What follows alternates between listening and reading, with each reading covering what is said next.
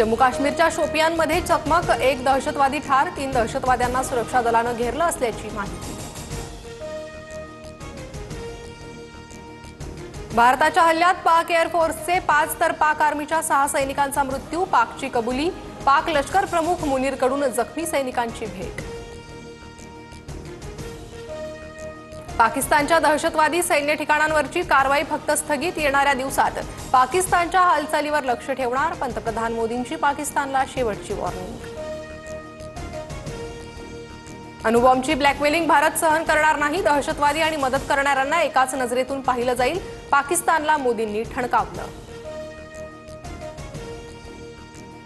भारतीय व्यापारी उझबेकिस्तान, टर्कीसोबत व्यापार करणार नाही, पाकला या देशांनी मदत केल्यामुळे व्यापार बंद, व्यापाऱ्यांची राष्ट्रीय संघटना कॅटचा महत्त्वपूर्ण निर्णय। सिंधू जलकरार थांबवणं ॲक्ट ऑफ वॉर समजलं जाईल, सिंधू जलकरारावरून पाकचे मंत्री इशाक डार पुन्हा बरळले। जम्मूमधील जनजीवन पूर्वपदावर, बाजारपेठा शाळा सुरू तर पुढील आदेशापर्यंत अमृत शाळा बंद राहणार।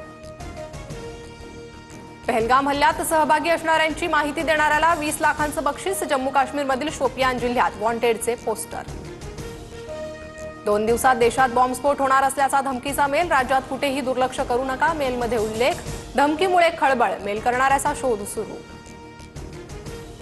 सुरू होण्याच्या मार्गावर असताना अमृतसर विमानतळ पुन्हा बंद, सांबा सेक्टरला ड्रोन आढळल्यानंतर विमानतळ बंद करण्याचा निर्णय। अमेरिका चीनमधील करयुद्धाला विराम, दोन्ही देशांकडून करवाढ 90 दिवसांसाठी स्थगित। मंत्री उदय सामंत आणि राज ठाकरेंमध्ये अर्धा तास चर्चा, राज ठाकरेंसोबत पालिका निवडणुकांबाबत किंवा राजकीय चर्चा नाही, भेटीनंतर सामंतांची माहिती। स्थानिक नेतृत्वावर नाराजी व्यक्त करत तेजस्वी घोसाळकरांकडून ठाकरेंच्या शिवसेनेच्या पदाचा राजीनामा, घोसाळकर भाजपमध्ये प्रवेश करण्याची शक्यता, सूत्रांची माहिती।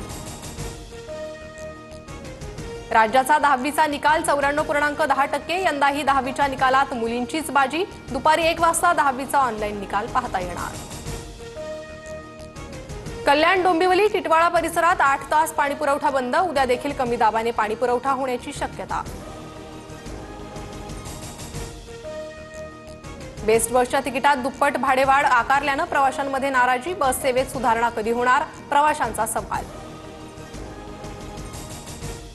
एसटी महामंडळाकडून राज्यात लवकरच नोकर भरती केली जाणार, एसटी महामंडळाचा मोठा निर्णय, राज्यात 10 ते 15,000 जागा भरण्याचा निर्णय।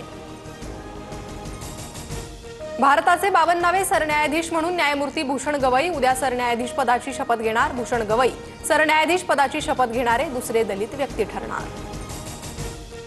अनेक जिल्ह्यांना अवकाळी पावसानं झोडपलं, अवकाळी पावसाचे राज्यात 4 बळी, बीड, छत्रपती संभाजीनगर, हिंगोली, नाशिक, लातूर आणि रायगडमध्ये मोठं नुकसान। मुंबईत काही ठिकाणी पावसाला सुरुवात, मुंबईसह परिसरात 2 दिवस येलो अलर्ट, राज्यातील अनेक भागात पुढील 3 ते 4 दिवस वादळी वाऱ्यासह पावसाचा अंदाज। रशियाचे राष्ट्राध्यक्ष व्लादिमीर पुतीन भारत दौऱ्यावर येणार, द्विपक्षीय शिखर परिषदेसाठी मोदींकडून पुतीन यांना भारत भेटीचं आमंत्रण। आयपीएलचे उर्वरित सामने 17 मे पासून सुरू होणार, तर अंतिम सामना 3 जूनला, भारत पाक तणावाच्या पार्श्वभूमीवर स्थगित झालेला आयपीएल पुन्हा सुरू होणार।